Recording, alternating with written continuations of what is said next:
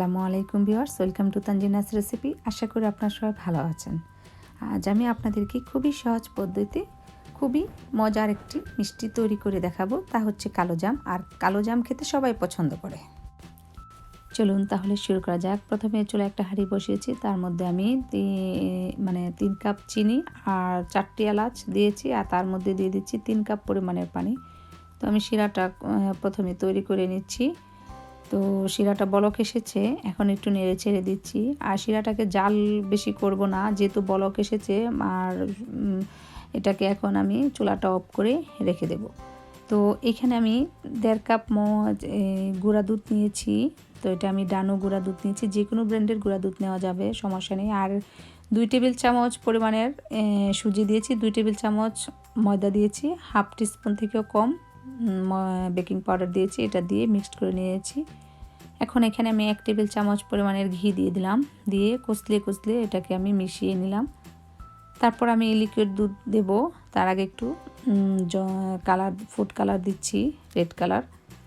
যেহেতু আমি কালো জাম তৈরি করব, সেজন্য আমি একটু কালার দিয়েছি। আর এখন এখানে 100 ml লিকুইড দুধ নিয়েছি। তো এই দুধটা দিয়ে আমি একটু করে ডো তৈরি করে নিচ্ছি। তো আমার মিষ্টি ডোটা তৈরি হয়েছে, একটু পাতলা পাতলা দেখাচ্ছে, কিন্তু এটা সেট হয়ে তারপর একদম নর্মাল হয়ে যাবে। তো এখন আমি ঢাকনা দিয়ে ঢেকে রেখে দিব 10 মিনিটের জন্য। তো আমি 10 মিনিট পর ফিরে এলাম। খুব সুন্দরভাবে ডোটা সেট হয়েছে। তো এখন আমি মিষ্টিগুলো বানিয়ে নিব। আর আমি লম্বা করে বানাবো না, গোল গোল করে বানাবো। এটা যার ইচ্ছা, চাইলে লম্বা করেও বানাতে পারেন, জামের শেপে। তো এইভাবে করে গুল করে আমি বানিয়ে নিচ্ছি। আর কোনো ফাটা যেন না থাকে, সেদিকে খেয়াল রাখতে হবে। তো সবগুলো আমি এভাবে করে বানিয়ে তারপর আমি চুলায় যাব ভাজার জন্য। আরও একটি দেখাচ্ছি আপনাদেরকে। একদম গোল করে বানাতে হবে। তো সবগুলো আমি বানিয়ে নিয়েছি। আর চুলা এখন প্যানে তেল দিয়েছি, আর এগুলো ডুবা তেলে ভাজতে হবে। তো চুলাটা অন করে দিয়েছি। তো তেলটা খুব বেশি গরম হয় নাই, হালকা একটু গরম হয়েছে, এই অবস্থাতেই দিয়ে দিচ্ছি। তো এখন চুলাটা আমি একটু মিডিয়াম হিটে রেখেছি।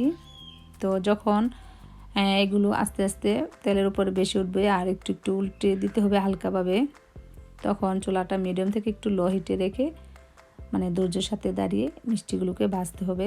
তাতে করে ভিতর থেকে খুব সুন্দরভাবে একদম কুক হয়ে আসবে, নয়তোবা ভিতরে কাঁচা থাকতে পারে।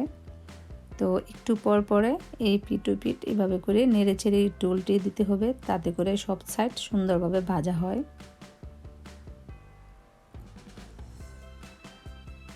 তো আমি ধৈর্যের সাথে দাঁড়িয়ে মিষ্টিগুলোকে ভেজে নিচ্ছি। তো এখন আমি নামিয়ে নেব, আর এগুলোকে একটা কিচেন পেপারে উঠিয়ে নিলাম। তো মিষ্টিগুলো ঠান্ডা করে তারপর আমি শিরায় দিচ্ছি। আর শিরা চুলাটাও অন করে দিয়েছি। মিষ্টিগুলো আমি 7 থেকে 8 মিনিটের মতন ঠান্ডা করে নিয়েছি। এখন ঢাকনা দিয়ে ঢেকে রেখে দেবো 10 মিনিটের জন্য। আর এইভাবে একটু নেড়ে ছেড়ে দেবো। তো 10 মিনিট পরে ফিরে এলাম।